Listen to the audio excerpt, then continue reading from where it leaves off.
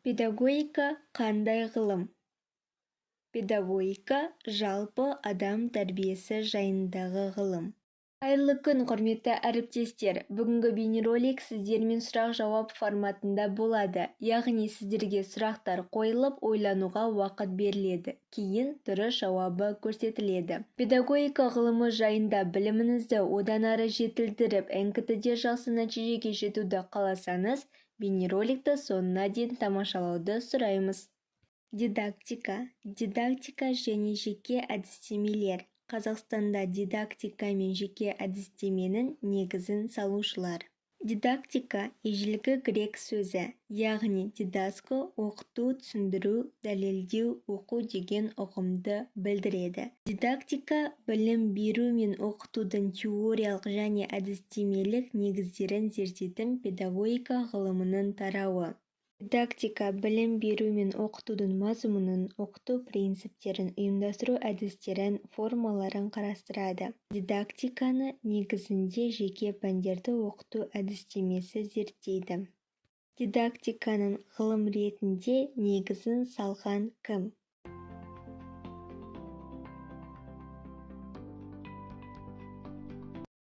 Педагогы Ян Амос Коменский. Ұлы дидактика еңбегінде оқытудың мақсатын, әдістерін, принциптерін және сынып сабақ жүйесін дәлелдеген. Коменский көрнекілік принципі негізінде дидактиканың негіздеді. Коменский көрнекілік принципі негізінде дидактиканың алтын ережесін негіздеді. Дидактика ұғымын ғылыми айналымға енгізген неміс педагогы.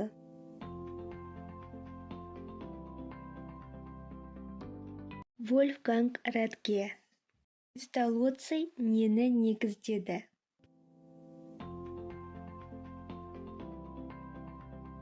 Песталоцци бастауыш білім беру теориясын немесе элементарлық білім беру теориясын негіздеді. Песталоццидің еңбектері Ленгард және Гертруда аналар кітабы, бақылау азбукасы, сан жөнінде көрнекті ілім, тағы да басқа. Дидактиканың дамуына үлес қосқан Жан-Жак Руссоның қандай еңбегі бар?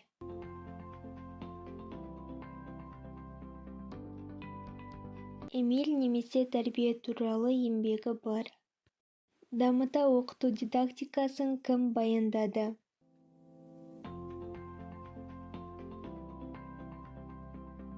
Адольф Дистерверг. Кім Ресейде орыс дидактикасының дамуына зор үлес қосты?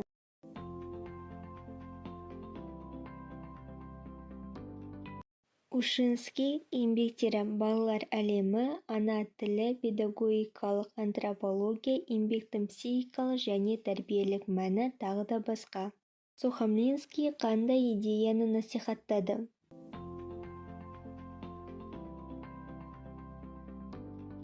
Ізгілендіру идеясы.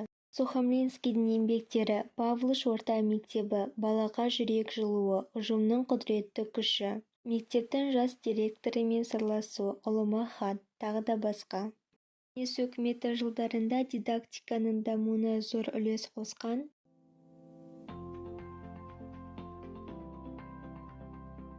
Блонский, Шацкий, Есипов, Данилов, Занков, Скаткин.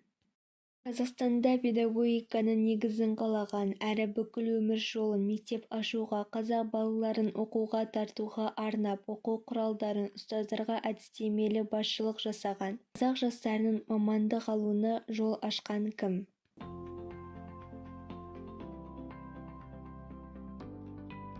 Ыбырай Алтынсарин. Ыбырай Алтынсариннің еңбектері.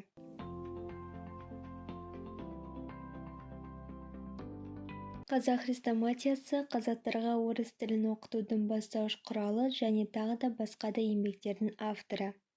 Ахмет Байтұрсынов қандай талаптарды бастаушы болды?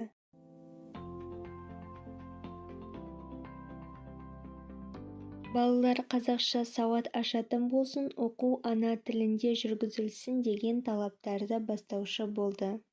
Ахмет Байтұрсыновтың еңбектері.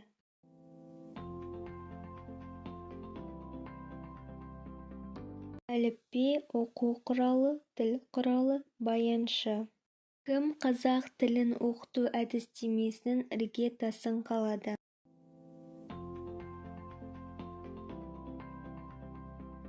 Ахмет Байтұрсынов. Міржақып Абдуллатовтың қандай еңбектері бар?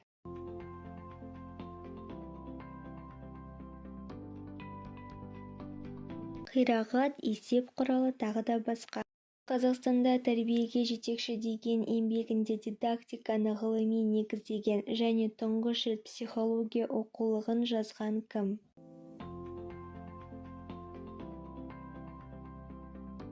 Жүсіпбек Аймауытов. Кім педагогика атты еңбекті тұңғыш ана тілімізде жазды?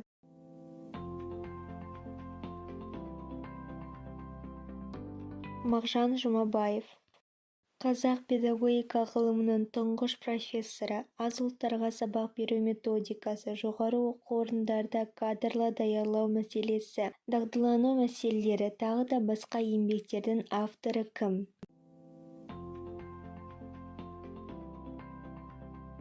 Шәрәпи Әлжанов. Педагогика мәселелері, оқушыларды саналы тәртіпке тәрбиелеу туралы кітаптың авторы кім?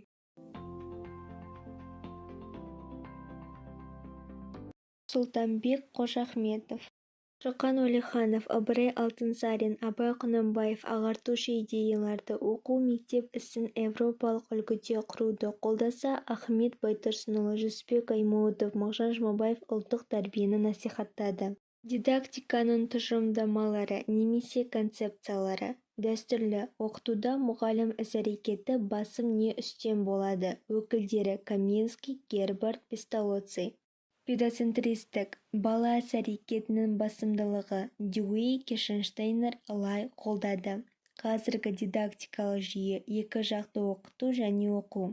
Когнитивті теория, Пиаже, Выготский, Жада, жақын арадағы даму аймағы, ынтымақтастық педагогика, lesson study. Дидактиканың сұрақтары: нені оқыту керек? Оқушыларды біліммен қаруландыру. Қалай оқыту керек? Тиімді әдістерді қолдану. Не үшін оқыту керек? Жан-жақты дамыған, бәсекеге қабілетті тұлғаны қалыптастыру үшін. Дидактиканың мынандай категориялары бар: білім беру, оқыту, сабақ беру, оқыту принциптері, оқыту мазмұны, оқыту әдістері, оқыту нәтижесі, оқыту формалары, тағы да басқа.